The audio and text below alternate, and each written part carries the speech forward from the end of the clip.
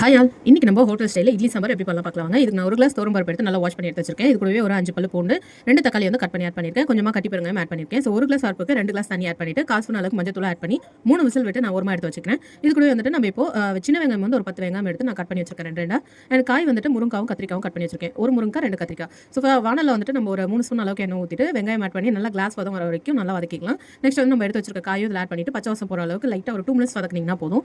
நம்ம ஆல்ரெடி வேக வச்சு எடுத்து வச்சிருக்கோம் இல்லைங்களா பருப்பு, அது கூடவே வந்துட்டு இந்த காயும் சேர்த்து திருப்பியும் 3 விசில் விட்டு எடுத்து வச்சுக்கோங்க. ஸோ இதை நீங்கள் ரொம்ப கடையணும்னு அவசியம் இல்லை, அதுவே நல்லா வெந்திருக்கும் காய் எல்லாமே சேர்த்து. புளி வந்துட்டு இப்போ நெல்லிக்காய் சைஸில் வந்துட்டு சின்ன நெல்லிக்காய் சைஸில் புளி எடுத்து நான் கரைச்சி வச்சிருக்கேன். அதுவுமே இது கூட ஆட் பண்ணிக்கலாம். மிளகாத்தூள் வந்துட்டு ரொம்ப ஜாஸ்தியாக ஆட் பண்ண தேவை. ஒரு மேக்ஸிமம் பார்த்தீங்கன்னா குழம்பு மிளகாத்தூள் ஒரு 1/2 ஸ்பூன் அளவுக்கு நீங்கள் ஆட் பண்ணிங்கனாலே போதும். இது எல்லாமே சேர்த்து நல்லா கொதி வர வரைக்கும் நம்ம வெயிட் பண்ணலாம்.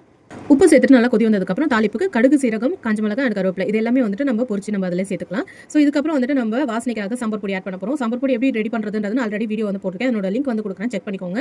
ஸோ இது வந்து நம்ம இறக்கிறதுக்கு ஒரு 2 மினிட்ஸ் முன்னாடி வந்துட்டு சாம்பார் பொடி ஆட் பண்ணிங்கன்னா உங்களுக்கு நல்ல வாசனையாக இருக்கும். இது கூடவே வந்து சின்ன பீஸ் வெல்லம் வந்துட்டு ஆட் பண்ணிட்டோம்னா நமக்கு இன்னுமே வந்துட்டு டேஸ்ட் என்ஹான்ஸ் பண்ணி தரும். இது ஆப்ஷனல் தான், வேணுன்றவங்க ட்ரை பண்ணி பாருங்க. தேங்க்ஸ் ஃபார் வாட்சிங்.